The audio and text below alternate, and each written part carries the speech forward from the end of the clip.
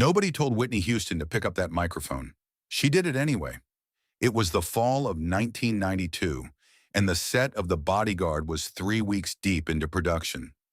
Los Angeles was doing what Los Angeles does in October, pretending to be cool while the air still carried the last heat of summer. The crew had settled into a rhythm: costumes, blocking, camera angles, call sheets. Coffee at 5:30, first shot by 7. Everything running on schedule, everything mapped out, everything under control. Except for one thing. Whitney Houston was not a controllable element. She never had been. Not really.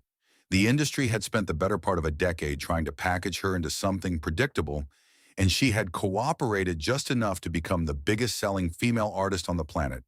She showed up, she hit the notes, she smiled for the cameras. But underneath all that polish and professionalism, there was something that had never been fully domesticated. Something that came from a church in Newark and a mother who didn't believe in shortcuts. The argument had been building for days, not in loud voices or slammed doors. It was the quiet, suffocating kind of tension that spreads through a set like smoke. The kind where every polite conversation has a subtext, where every production decision carries a little extra weight.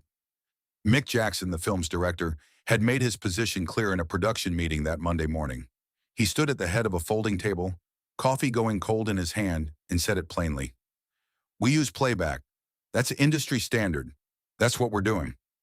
Nobody in the room pushed back, at least not out loud. There were glances, the kind that get exchanged when everyone agrees someone else should be the one to say the thing that needs saying. But nobody said it. The meeting ended. The crew dispersed, and the decision sat there like something unfinished. But down the hall, in a small room with foam padding on the walls, Whitney Houston was sitting in a chair with her eyes closed and her headphones on, listening to her own voice.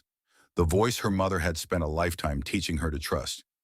If you've never heard of Sissy Houston, stop for a second, because this story doesn't make sense without her. Sissy wasn't just a mother who sang in church.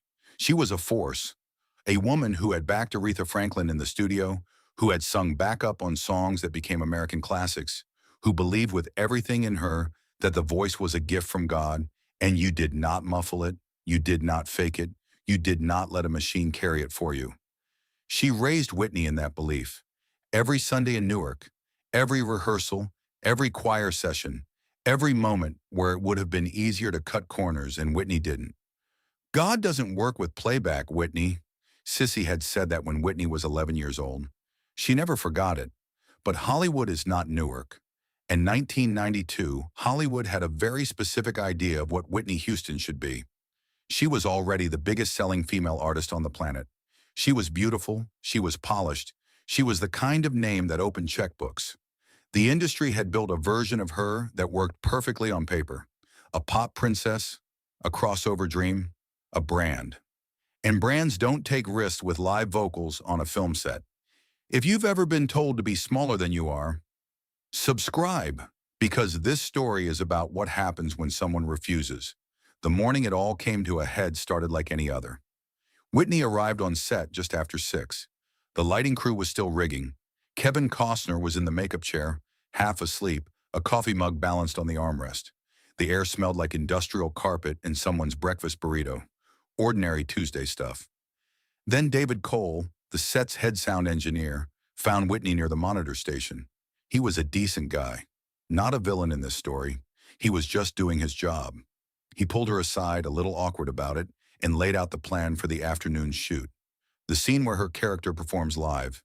Everything was mapped out. The playback track was ready, pre-recorded, clean as glass. "All you have to do is match the performance," he said. "You won't even hear the difference on camera." Whitney looked at him for a long moment. "I'll hear the difference," she said. She walked away before he could answer. By the time Mick Jackson pulled her aside an hour later, the conversation had already been had a dozen times, in a dozen forms.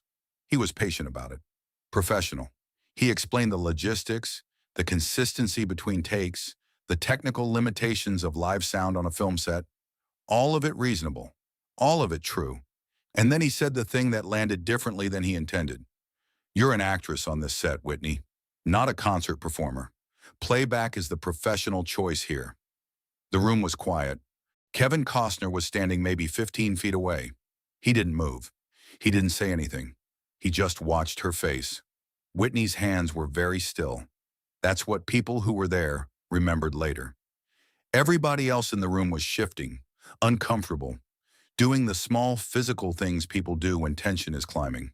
But Whitney's hands were completely still, like she was deciding something. Safer for who? She asked. Mick didn't have an answer for that. What happened next was not a tantrum. It was not a diva moment. There was no screaming, no walking off set, no phone calls to lawyers. Whitney simply walked to the microphone stand at the center of the rehearsal stage. She picked up the mic. She looked at David Cole at the soundboard and gave him one small nod, and he cut the playback track. Instinctively. He said later he didn't know why he did it. He just did. The set went completely quiet, and then Whitney Houston opened her mouth. She didn't start with the full song. She started where the song starts, the part that almost got cut entirely from the film because it was considered too exposed, too raw, too risky. The a cappella opening of I Will Always Love You. No music, no arrangement, no safety net, just the voice. The first note filled the room like something physical, not loud, not showy. That came later. It started almost as a whisper and then built and kept building. And somewhere around the 10-second mark, every single person on that set stopped what they were doing. A grip 2 rooms over said he put down his cable and just stood there. He didn't know why. He just felt it. David Cole's hands came off the mixing board. He said afterward that he was afraid to touch anything, that it felt wrong to interfere with what was happening, like adjusting the volume on a thunderstorm. Kevin Costner, who had made movies with the biggest names in the business, who was not easily moved by anything, stood with his arms at his sides and his eyes going red at the corners. Mick Jackson never said cut. He said keep rolling instead, quietly, almost to himself.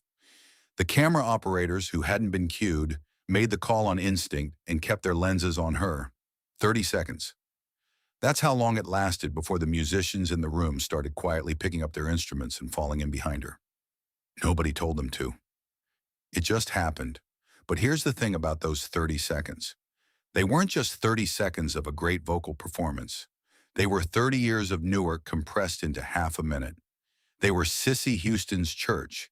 They were every time a label executive smiled at Whitney like she was a product instead of a person. Every magazine cover that sold her face but not her soul. Every conversation where someone explained to her, very reasonably, why she should be a little less than she actually was. She answered all of it with one note, and the note didn't argue. It didn't defend. It just was. Undeniable. Absolute. The kind of sound that doesn't ask for your opinion because it doesn't need it. When she finished, the room stayed quiet for a few seconds longer than felt comfortable. That specific silence, the kind that happens when a room full of professionals has just witnessed something they didn't have a category for. Nobody wanted to be the first one to break it because breaking it felt like diminishing it. Then someone started clapping, and it moved through the room like a wave. Mick Jackson walked toward her.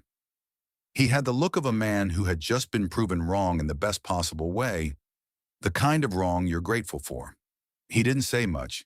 He didn't need to. He put a hand on her shoulder and said, "We're doing it live." That was it. No speech, no formal concession. Just 4 words that meant he'd heard what she was saying, not just with the argument, but with every note she'd just sung. The a cappella opening stayed in the film. It wasn't in the original plan. It wasn't in any version of the script that had been circulated. It happened because Whitney Houston refused to be smaller than her voice on a Tuesday morning in 1992. When The Bodyguard came out in November of that year, critics and audiences both zeroed in on that opening note. Rolling Stone called it one of the most arresting moments in film history. Not film musical history. Film history.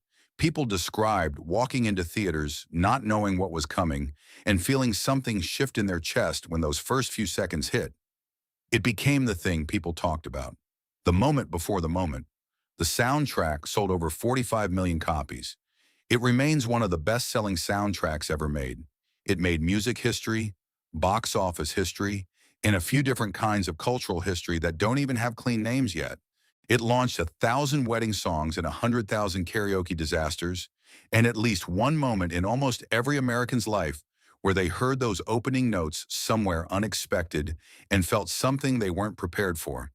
And somewhere in the middle of all those records and all those accolades, there's a small Tuesday morning that almost didn't happen. A sound engineer who almost ran playback, a director who almost said cut, and a woman who stood at a microphone with very still hands and asked one quiet question: safer for who? Years later, Mick Jackson was asked about that day in an interview. He paused a long time before answering. Then he said, "That opening note was never planned. It was an argument we lost." He said it without bitterness. Actually, he said it with something closer to pride. When Whitney Houston saw the finished film for the first time, she was in a theater in New Jersey. People who were with her said she didn't make a sound through the whole thing, just sat there with her hands folded in her lap. But when those first unaccompanied notes came out of the speakers and filled that dark room, she put her hand over her mouth. Later she said, "That's not Hollywood, that's my church." The music industry has a long history of telling artists who they should be: smaller, safer, more commercial, more manageable, and most of the time, those artists listen because the pressure is real, because the stakes feel impossibly high, because it's easier to go along than to stand at a microphone and refuse. Whitney Houston did not find it easy. She found it necessary. The voice she brought to that set on that Tuesday morning wasn't just a great instrument. It was a decision, a refusal, a line she had drawn in silence with still hands before she ever sang a single note. And when she opened her mouth, the argument was over. Have you ever felt the crushing weight of everyone's expectations, only to silence them all with your true gift? Tell us your story in the comments below.